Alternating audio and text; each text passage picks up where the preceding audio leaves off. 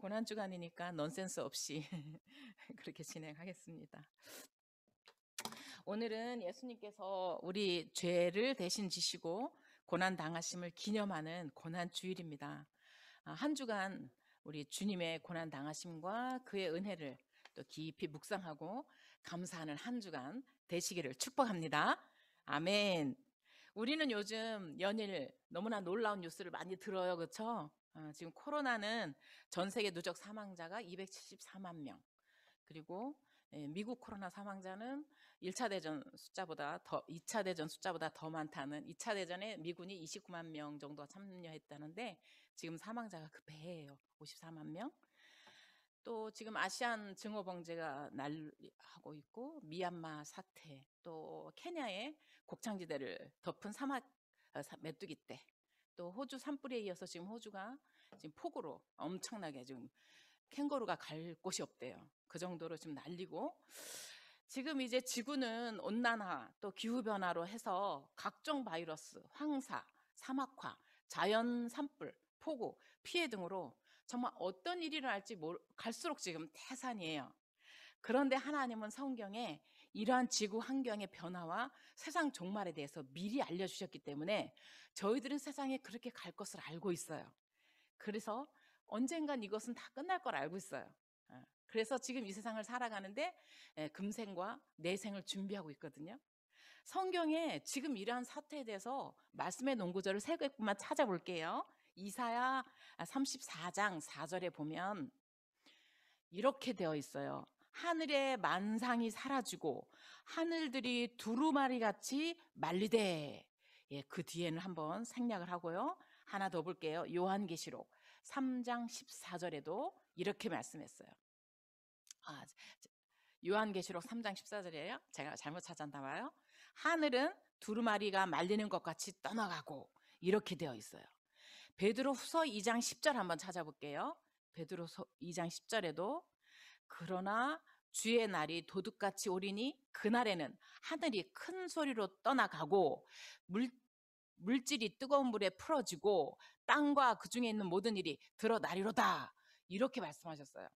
그러니까 지금 이사야 또 요한 그다음에 사도 베드로는 다 이 마지막 때에는 이 하늘이 다 떠나가고 지구가 풀어지고 별이 떨어지고 이런 얘기를 하나님께서 받아서 성경에 기록했는데요. 이 사람들은 각각 살던 세대가 달라요. 이사야는 BC 739년경에 살았던 사람이고, 베드로는 AD 63년경에 이 서신을 쓴 거고, 요한은 AD 95년경에 이 서신을 썼어요. 그러니까 약 800여 년의 차이가 나는 이 시대 사람들이 똑같이 하늘은 두루마리처럼 말하고 없어진다라고 예언을 했다는 것은 하나님께로부터 이 예언이 나왔다는 거예요. 그리고 이 세상은 그렇게 하나님이 가르쳐 주신 대로 갈 거예요. 사람은 하나님이 하시는 일의 시종을 알 수도 없고 측량도 할 수 없지만 이렇게 성경 말씀을 통해서 하나님이 알려주신 것만큼만 열리고 볼 수 있는 거예요. 그리고 알게 되는 거예요. 따라서 우리는 과학자가 아니더라도 지금 우리는 뭐든 알고 있어요. 이 지구가 영원하지 않을 것 같다, 알고 있잖아요. 성경이 미리 그렇게 얘기를 해주셨어요. 그리고 이 지구 환경이 병들어 가고 있다, 알고 있잖아요. 그리고 이 지구도 무한한 것이 아니다, 유한하구나, 끝날 때가 있구나, 이렇게 알게 되어 있어요. 그래서 하나님은 전도서 3장 1절에도 범사의 기한이 있고 또 천하 만사가 다 때가 있다, 이렇게 말씀하셨거든요. 이 세상은 언젠가는 낡고 없어져요. 그리고 이 세상이 끝날 때는 하나님이 예비하신 새하늘과 새 땅으로 우리가 다 가게 돼요. 그러면 우리가 이 세상을 살아갈 때 이렇게 흉흉하고 무슨 이제 코로나 19 아니라 또 다른 것도 오겠잖아요. 이럴 때 우리는 어떻게 살아야 되나? 거룩한 행실과 경건함으로 살아야 돼요. 그리고 하나님의 의가 있는 영원한 하늘과 새 땅을 사모하는 그런 믿음으로 살아가기를 성경은 우리에게 권면하거든요. 그러므로 오늘 예배와 말씀을 통해서 내가 하나님에 대해서 한번 다시 생각해 봐야 되겠다. 그리고 기왕에 하나님 믿는 분들은 하나님이 기뻐하시는 삶을 살아야 되겠다. 그리고 이 세상이 변하구나, 언젠간 없어지구나. 그러나 그 과정 속에 나는 어떠하든지 하나님을 잘 말씀을 배우고 읽고 그 뜻을 다 해서 살아가면서 그 뜻대로 살면서 이 땅의 삶과 영원한 삶을 준비하는 참 지혜로운 사람이 돼야 되겠다 결심하시기를 주님의 이름으로 축복을 드립니다. 아멘. 아멘.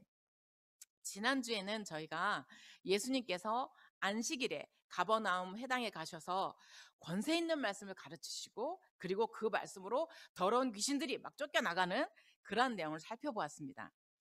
사람들은 그 가르침을 듣는 내내 놀랐어요. 이런 권세 있는 말씀이 어딨지 하고 놀랐어.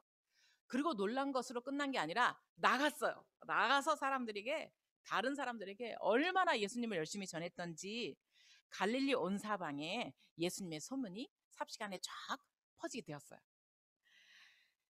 제가 유튜브 설교를 보니까 제 걸 들어보니까 제가 엑스폴로 74라고 해야 되는데 엑스포 74 했더라고요. 수정합니다. 엑스포 74가 아니라 엑스폴로 74. 제가 들어보니까 제가 말의 실수가 참 많았더라고요. 네, 여러분 주보 광고에도 했지만 새하얀교회 또는 정은희 목사 찍으면 영상이 나오니까 또 한 번 더 들어보시고 구독도 해주시고 좋아요도 해주시고 우리 믿는 분들은 이제는 코로나로 많이 못 모이니까 이렇게 말씀을 듣고 구원 얻는 사람이 늘고 또 우리 교회를 찾아온 사람 늘도록 기도를 부탁을 드립니다. 아멘. 이제 오늘 본문의 예수님은 치유, 이적 이런 것에 놀라서 열광하는 사람들과 그 박수갈채를 떠납니다.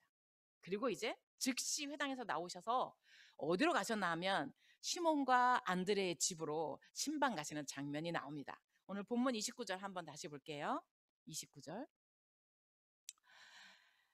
회당에서 나와 곧 야고보와 요한과 함께 시몬과 안드레의 집에 들어가시니 예수님께서 즉시 회당에서 나왔다 하셨어요. 왜 그러냐 하면 안식일에 병 고치는 것은 율법을 어긴 사건이거든요.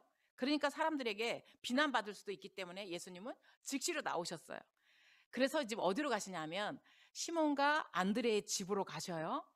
자, 이거는 그냥 예수님이 그냥 가신 것 같지만 지금 회당 중심의 복음이 지금 어디로 옮겨지냐 하면 가정으로 옮겨진다는 거예요. 이걸 지금 보여주는 사건이거든요. 그래서 예수님께서 시몬의 집으로 들어갔더니 거기에 30절 31절 누가 있었나 하면 한번 볼게요. 시몬의 장모가 열병으로 누워 있어요. 그리고 사람들이 곧 그 여자에 대하여 예수께 이제 이 사람이 어쩌고저쩌고 말씀을 드렸어요. 31절 나아가사 그 손을 잡아 일으키시니 그 열병이 떠나고 여자가 그들에게 수종드니라. 아멘. 이 말씀은 지금 예수님께서 시몬 베드로의 집에 가보니까 장모가 열병으로 누워 있는 거예요. 그래서 학자들은 이 장모의 열병을 화병이 아닐까라고 봐요. 왜 그러냐 하면 지금 이 장모는 베드로 집도 아니요 베드로와 형제들이 모여 있는 그 집에 얹혀 사는 것 같잖아요. 그렇죠? 그리고 아들이 없었는가 봐요. 그러니까 딸네 집에 사위 눈치 보며 얹혀 살고 있는데 하루아침에 멀쩡히 일 잘하던 이 사위가 어느 날 갑자기 일손을 놓고 나 예수 제자가 될 거야 이렇게 떠나간 거예요. 그러니까 얼마나 스트레스를 받았겠어요. 그래서 화병이 난 게 아닐까 이렇게 봐요. 어쨌거나 예수님은 이 여인을 불쌍히 여기셨어요. 그래서 그 손을 잡아서 일으키시니까 열병이 떠났다 그랬어요. 예수님께서 이렇게 잡아서 일으켰다 했는데 마태복음에는 손을 어루만지사로 되어 있거든요. 그러니까 아마 예수님께서 정말 따뜻한 마음으로 불쌍히 여기는 마음으로 위로와 격려를 담아서 손을 이렇게 만져주시고 따라 말은 없었지만 일어나라 했던 것 같아요. 그래서 이렇게 잡아 일으켜 주시는 순간 이 여인에게 그 열병이 떠나가고 완전한 회복과 변화가 일어나서 즉시로 수정을 들었다 이렇게 말씀을 하는 거예요. 수정 들다라는 말은 헬라어로 디아코노스, 그러니까 즉 집사, 일꾼이란 뜻이에요. 그러니까 이 장모가 열병이 떠나면서 우리 사이가 왜 예수님을 따라갔는지 순식간에 안 거야. 그래서 자기도 얼른 일어나서 예수님께 수정을 들었어요. 그리고 예수님의 여제자가 되는 거거든요. 이제 이것은 베드로의 집에 이제 복음이 시작되었고 가정 복음화가 시작되었고 이제 여기부터 보면 베드로의 집에서 아까는 회당에서 지난 시간에 봤을 때는 회당에서 복음의 소문이 막 났잖아요. 이제는 베드로의 집에서 이제 소문이 막 나기 시작을 해요. 그래서 이것은 그 회당 중심이 아니라 이제는 가정 중심으로 복음의 거점이 옮겨진 것을 말하고, 그리고 이제 가정을 중심으로 새로운 공동체가 시작되는 것을 보여주는 거예요. 예, 그래서 초대교회는 실제 교회라고 말하지만 이렇게 건물이 있는 교회가 아니었어요. 초대교회는 다 누구누구 집에 있는 교회예요. 그러니까 가정교회였어요. 그러므로 오늘날도 마찬가지로 교회라는 건물은 성전이 아니에요. 이 성전이라고 말하는 것이 아니고, 교회라는 것은, 이 교회는 새하얀 교회 그러면 예수님을 모신 사람, 예수님 마음에 모신 곳, 그 중심을 예수님이 그 중심에 모인 사람들이 모인 곳이에요. 그래서 여기는 예수님을 모신 사람이 진짜 교회지, 여기는 그냥 예배당이에요. 건물이에요. 그래서 저와 여러분이 진짜 예수님을 모셨다면 그분이 교회고, 그분들이 모인 가정이 교회인 거예요. 그래서 우리도 예수님께서 내 안에 들어오셔서 거하시기 좋아하는 신령이 되시기를 주님의 이름으로 축복을 드립니다. 아멘. 우리 내 안에 정말 예수님이 언제나 마음껏 들어오셔서 주인이 되시기를 원하셔야 되는데, 그래서 그러한 심령이 되었을 때 내가 간 학교, 내가 있는 직장, 그런 곳이 다 정말 예수님이 거하시는 성전이라면 성전, 교회라면 교회가 돼야 되는 거거든요. 그래서 우리의 안방도, 거실과 부엌에도 주님이 계셔야지. 어느 날 내가 내 안방 거실에 딱 들어갔는데 깜짝이야, 거기 예수님이 계시네, 이렇게 되면 안 된다는 거예요. 정말 내 안에 예수님이 언제나 들어오셔서 나의 주인이 되어주시고 나를 인도하시는 그러한 저의 심령, 그러한 저의 가정, 그러한 곳, 직장, 정말 어디든지 주와 함께 거하시는 그러한 저와 여러분 되시기를, 교회가 되시기를 주님의 이름으로 축복을 드립니다. 아멘. 아멘. 또 예수님께서 내 삶의 주인이 되어주시고 우리 가정의 주인이 되어주시면 내 인생을 내가 풀어가는 것이 아니에요. 그때부터 주님께서 나를 책임져 주시고 놀라운 일을 행해 주시는 거거든요. 예수님께서 나의 가정에 들어오셔서 나를 불쌍히 여기시고 우리 가정을 불쌍히 여기시고 손을 대어 주시고 손을 만져 주시면 우리 가정에 약한 거, 누추한 거, 악한 것 등이 떠나게 되어 있고 본질까지 변하게 되어 있기 때문에, 예수님의 신방이 시몬 베드로의 가정에 오는 것이 아니라 예수님이 내게도 와달라고 요청하시는 저와 여러분 되시기 주님의 이름으로 축복을 드립니다. 아멘. 그래서 베드로전서 5장 7절에 보면 너희 염려를 다 주께 맡겨라, 이는 그가 너희를 돌보신다, 이렇게 약속하셨기 때문에 정말 저와 여러분이 매일의 삶 속에서 예수님 제 안에 들어오세요, 예수님 저와 함께 해주세요, 예수님 저 이게 문제예요, 예수님 저 이거 힘들어요, 이렇게 적극적으로 예수님을 초청하고 어떠한 문제라도 예수님께 맡기고 상의하고 기도하여서 예수님의 돌보심, 또 예수님의 구원과 그 완전한 회복의 은혜가 정말 나를 통하여, 여러분 자신을 통하여 여러분과 여러분의 가정과 여러분의 속한 지역에 임하게 되시기를 다시 한번 주의 이름으로 축복을 드립니다. 아멘. 그래서 이 치유받은 여인이 즉시로 예수님께 수정을 들은 것처럼 우리도 각자 받은 은혜가 다 커요. 그 받은 은혜로, 또 받은 은혜대로 감사함으로 섬기고 봉사하고 충성하는 그런 성도와 가정이 되시기를 주님의 이름으로 축복을 드립니다. 아멘. 정말 우리 교회는 노는 사람이 하나도 없어요. 다 하면서 자기를 하는데, 이 옆에 보시면 이렇게 지금 액자가 4개 있잖아요. 멋있는 이렇게 글씨. 우리 김난영 집사님 솜씨예요. 그러니까 다 이렇게 하나하나, 이제 또 좀 있으면 또 다른 말씀 또 걸어주시겠죠? 정말 하나하나, 난 재주가 없으면 쓰레기 두는 재주라도 있고 정리정돈하는 재주라도 있고 청소라도 있잖아요. 난 아무것도 없는데 있어요. 그것도 저것도 아니면 앉아있는 것 자체가 은혜예요. 그러므로 정말 저희는 각자 주님께 받은 은혜대로, 재능이면 재능으로, 물질이면 물질로, 또 뭐 이렇게 음성으로, 여러 가지로 정말 주님께, 이 여인이 정말 기꺼이 수정든 것처럼 주님 앞에 억지로 남이 시켜서 이게 아니라 자원하는 마음으로 주 앞에 나의 모든 것을 기쁨으로 드려서 헌신하게 되시는 저와 여러분 되시기 주님의 이름으로 축복드립니다. 아멘. 이제 예수님께서 안식일 날 회당에서 말씀을 가르치시고 더러운 영을 쫓아냈다는 소문이 삽시간에 퍼졌잖아요. 그랬더니 이제 그 소문을 듣고 사람들이 지금 어디로 모였나 하면 32절 한번 볼게요. 같이 읽어봐요. 시작. 저물어 해질 때에 모든 병자와 귀신 들린 자를 예수께 데려오니. 아멘. 그래서 33절에 보니까 온 동네가 그 문 앞에 모였더라. 이렇게 말씀해요. 자, 지금 이 사람들이 아침이나 낮이 아니라 다 저물어가는 해질 때에 지금 시몬의 집 문 앞에 온 동네가 다 모였다고 그래요. 왜 그러죠? 왜 아침이나 낮에 오지 않고 이 다저녁 해질 때 모였을까요? 왜냐하면 히브리인의 시간 개념은 해가 질 때, 해가 떨어지면 다시 새로운 시작이에요. 우리는 아침이 시작인데 히브리인들은 저녁에 해가 떨어지면 다시 새로운 시작을 의미하기 때문에 지금 예수님께서 안식일에 지금 병자를 고쳤잖아요. 지난주에 더러운 귀신 들린 자를 쫓아내셨잖아요. 더러운 영을 쫓아냈잖아요. 그리고 고쳤다는 소문이 일대 탁 도니까 그 동네에 아마 이렇게 더러운 영에 잡히고 질병에 걸린 사람들이 많았던 것 같아요. 그러니까 사람들이 소문을 듣고 가보자, 예수님께 도움을 요청해보자, 우리도 고침을 받자 하고 온 동네가 다 모여왔는데 언제 왔나? 해질 때 지금 모여온 거예요. 왜 그래요? 지금 안식일 저녁에 지금 해가 져야죠. 그래야 이게 안식일이 끝나고 해지면 다시 새로운 하루가 되는 거예요. 그러니까 이 사람들은 율법의 메인 사람들이기 때문에 율법을 어기면 큰일 나요. 그래서 율법을 지키려고 사람들을 다 모아서 지금 그 시몬 베드로 집 앞에 다 모여가지고 뭘 기다리나? 토요일 해가 지길 기다리는 거예요. 꼬박 기다렸다가 해가 딱 지니까 온 동네가, 가버나움 전체가 시몬의 집 앞에 모여들은 거예요. 그리고 각종 귀신 들린 자, 각종 병든 사람들을 만져주시기 바라고 온 거예요. 그래서 예수님께서 이제 안식이 지나시니까 정말 그 모인 모든 사람들을 만져주시거나 또는 말씀으로 또는 떠나가라 이렇게 치유해 주시면서 많은 병든 자를 치유하시고 많은 귀신들을 내쫓아 주셨어요. 34절 한번 볼게요.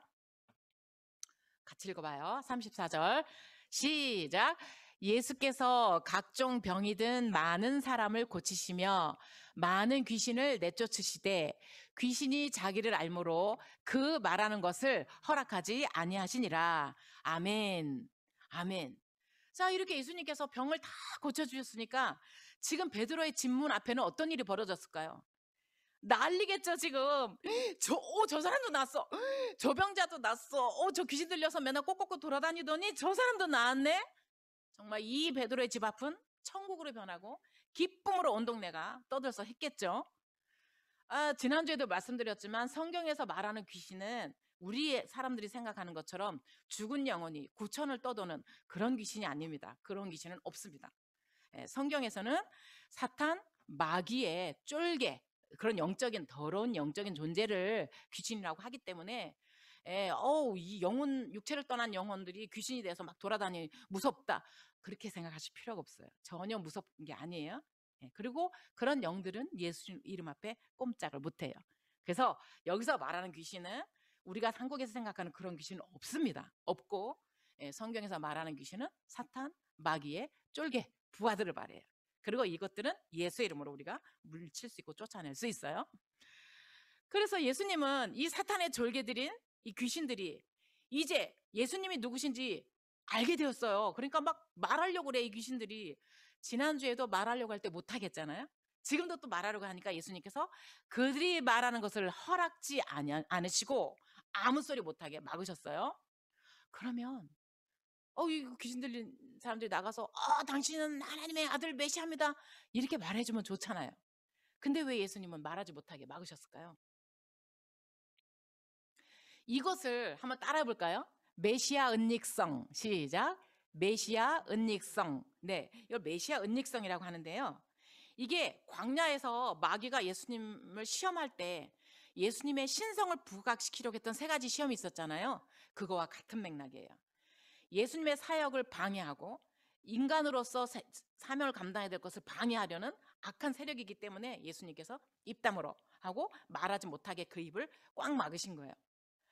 왜냐하면 우리 예수님의 핵심 사역은 귀신 쫓고 병 고치는 게 아니에요. 하나님 나라의 복음을 전파하시고 그 일을 위해서 지금 뽑은 이 제자들, 이제 막 예수님이 누군지도 모르는 이 제자들을 가르치고 훈련하셔서 예수님이 죽고 천국을 부활하셔서 천국을 가시면 나머지 있는 제자들이 예수님처럼 이 일을 해야 돼요. 그래서 이 훈련 사역이 핵심이지 사람들 앞에 영웅이 되고 막 귀신을 이게 핵심이 아니에요. 그런데 지금 이 공생의 초반부터 이런 식으로 소문이 나기 시작하면 제자 훈련은커녕 모든 종교 지도자들과 부딪히게 되잖아요. 그죠? 그리고 벌써 사람들은 예수님의 말씀보다 기적에 주목하기 시작했거든요. 거기다가 귀신들까지 떠들면 예수님의 사역은 말짱 도루묵이 되니까 입 다물어 말하지 마 이렇게 귀신들의 입을 묶으신 거예요. 그리고 아직은 예수님께서 십자가를 지실 때가 아니거든요. 때가 아직 안 됐거든요. 마찬가지로 우리들도 예수님을 믿을 때 이 기적에만 집중하면 안 돼요. 기적에 집중하고 기도만 하면 다 되는 줄 알고 그렇게 일상을 소홀히 하면 안 돼요. 예수님을 믿을수록 하나님이 다 해준다 이렇게 말하면서 공부도 안 하고 일도 안 하고 기도만 하면 안 되는 거예요. 예수님을 믿을수록 열심히 공부하고 열심히 노력하고 뭐든지 하나님의 도우심을 구하면서 그리고 예수님의 말씀대로 순종하고 기도하면서 내게 주어진 하루하루 본업 그리고 내 일상을 성실하게 해나가는 게 그게 주의 일이에요. 그렇게 할 때 하나님은 우리 각자에게 새로운 시작을 일으켜 주시는 하나님을 경험하게 하실 줄로 믿으시기를 주님의 이름으로 축복합니다. 아멘, 아멘. 이제 우리 예수님의 행보를 잘 보셔야 되는데요.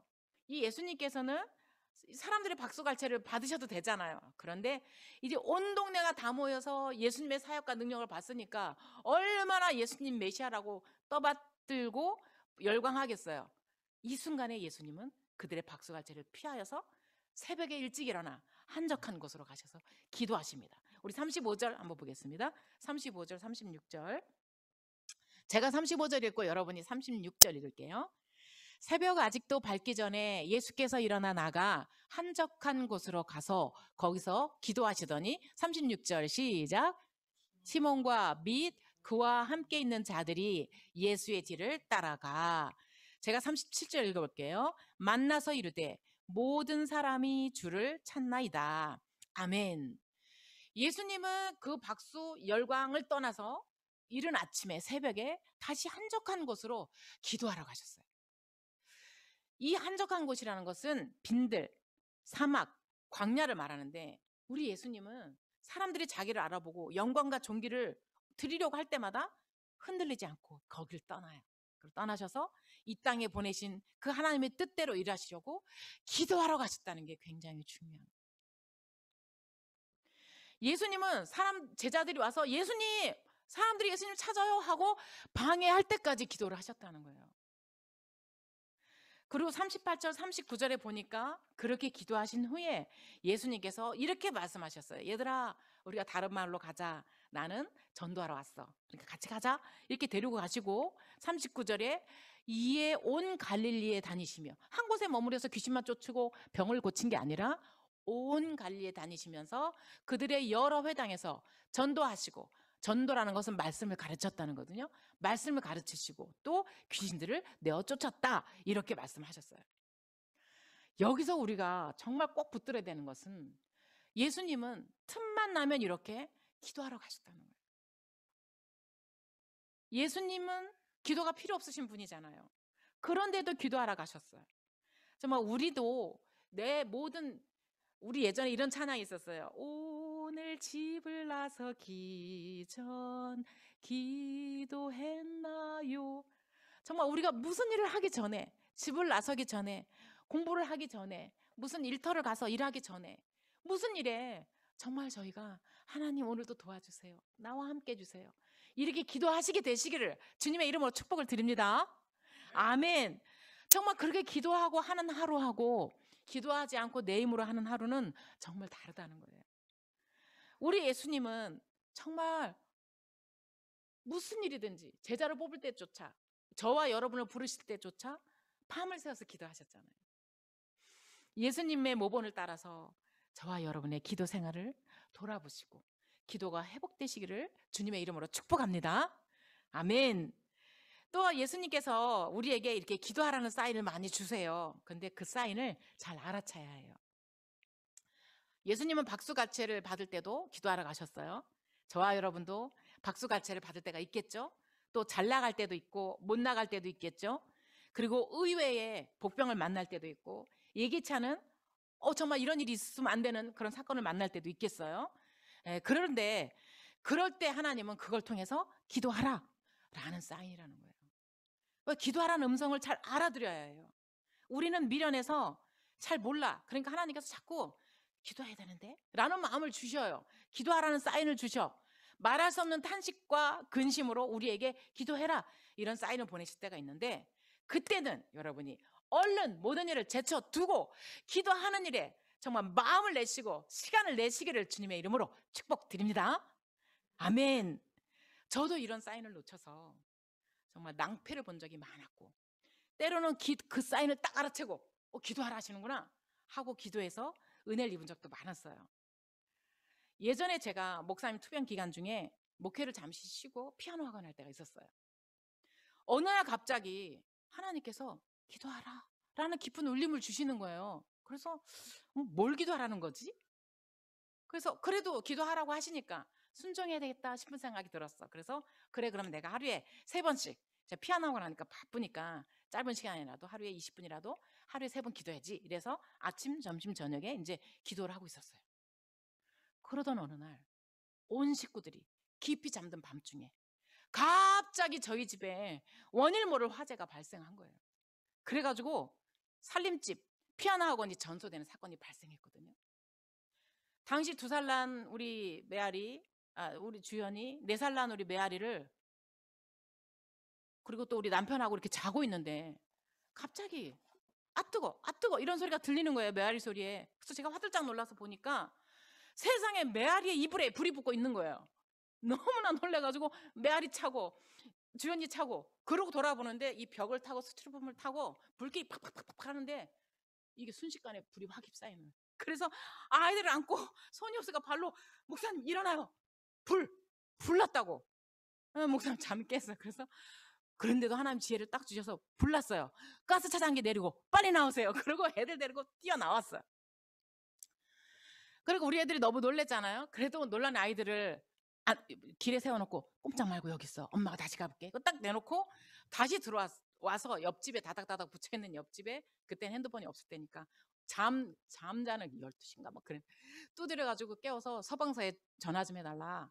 그때 핸드폰이 없을 때니까. 그리고 불이 나서 제가 전화를 할 수가 없었어요. 그래서 이제 전화 부탁하고, 그리고 이제 밖에 나와가지고 현금이라도 건져야 되잖아요. 그래서 뒷문으로 들어가서 현금을 건져 문을 딱 열어보니까 이미 안에 불이 확 휩싸였어요. 다시 꽝 닫고, 이 쇠문이거든. 쾅 닫고 나왔어. 정말 그 소방서가 저희 바로 옆에 있었거든요. 5분도 안 돼서 소방서가 왔어요. 그렇지만 온 집안의 안의 내부는 순식간에 5분도 안 돼서 다 전소되고 숟가락 하나 건지지 못했어요. 온 동네 사람들이 그 밤에 소방서 와요 소리 나죠. 이게 뭐 불구경이 제일 재밌다고. 불구경하러 온 거예요. 저는 얼마나 부끄러운지, 왜 난 죄도 없는데 부끄러운지 모르겠어. 하여튼 그래서 우리 애들은 옆에서 앙앙 울고 얘들 끼고 앉아서 밖에서 그 불타는 거를, 우리 집 불타는 걸 이렇게 쳐다보고 있는데 눈물이 하염없이 흐르는 거예요. 속수무채 그 불타는 모습을 쳐다보고 있는데, 그리고 사람들은 수근수근하고 쳐다보고 있는데 뭐 이 집에 목살에 뭐 이러는데 얼마나 괜히 부끄러워.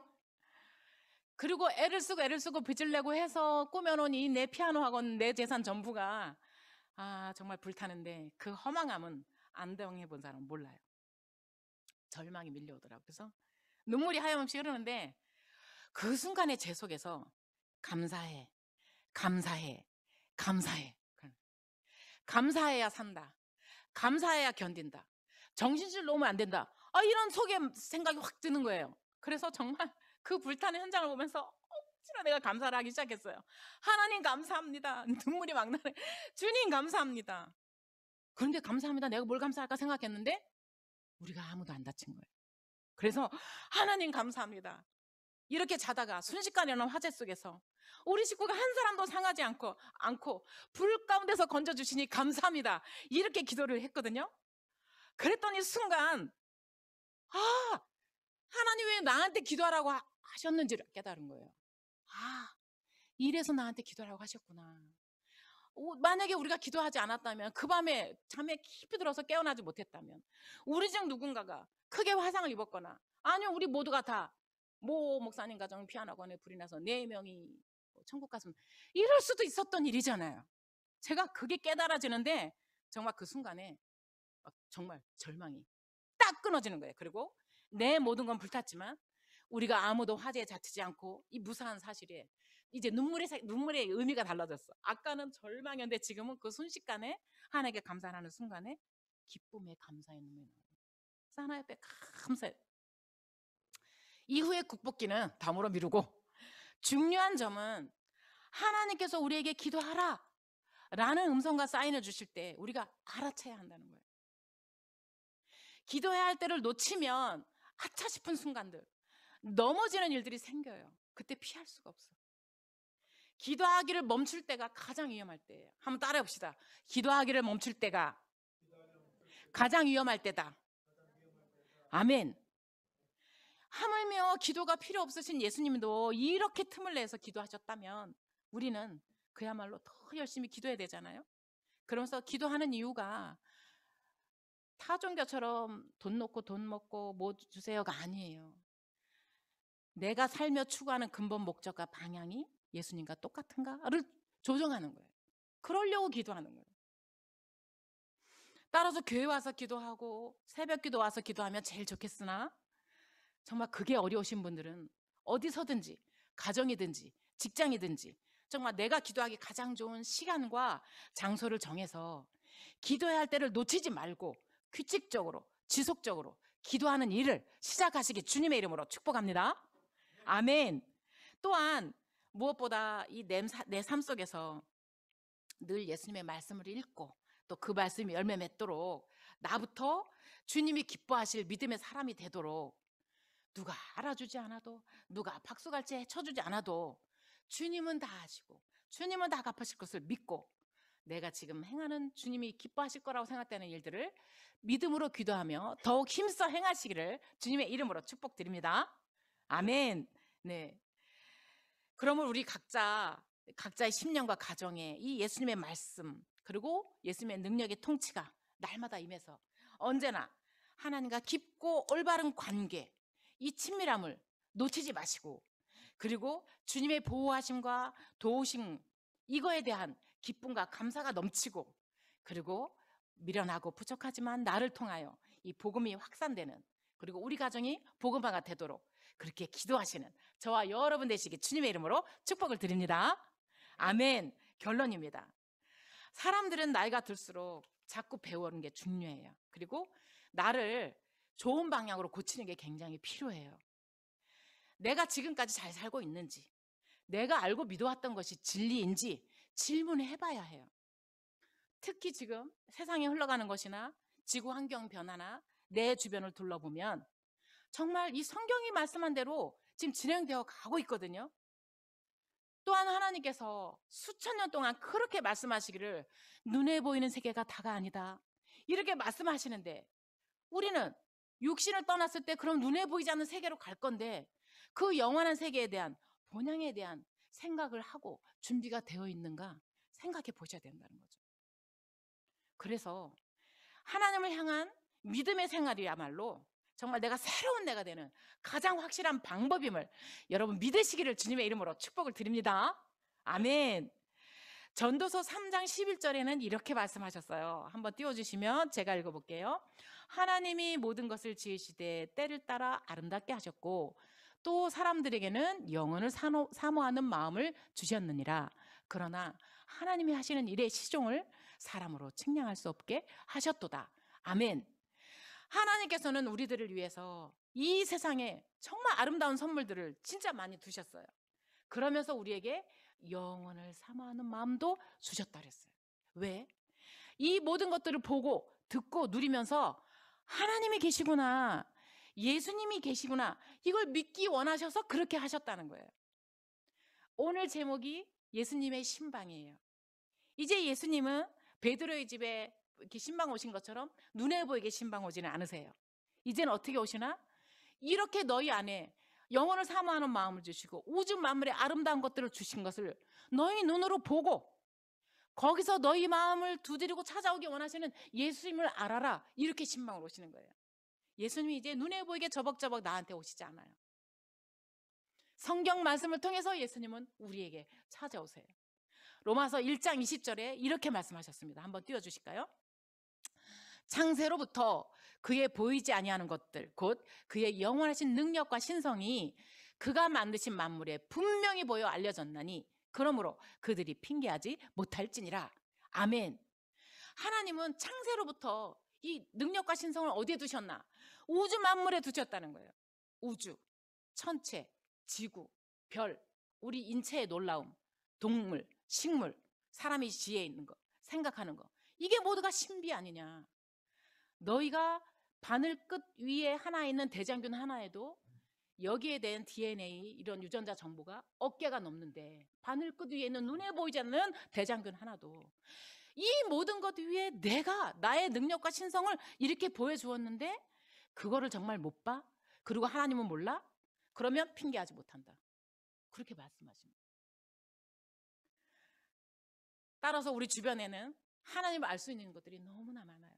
음악, 책, 시집, 그림, 과학, 철학, 듣고 배우는 모든 것, 느끼고 경험하는 모든 것 속에서 하나님을 발견하고 나를 새롭게 하는 것들이 산처럼 쌓여 있다는 거예요. 그래서 예수님이 이제 신방을 나한테 그렇게 안 오고, 봐, 이 모든 것을 봐. 내가 너에게 들어가서 너와 함께 영원히 살고 너의 영혼을 구원하고 너를 새하늘과 새 땅으로 인도오고 싶은 나에게 내가 준비한 이 모든 것들을 봐. 이렇게 말씀하신다는 거예요.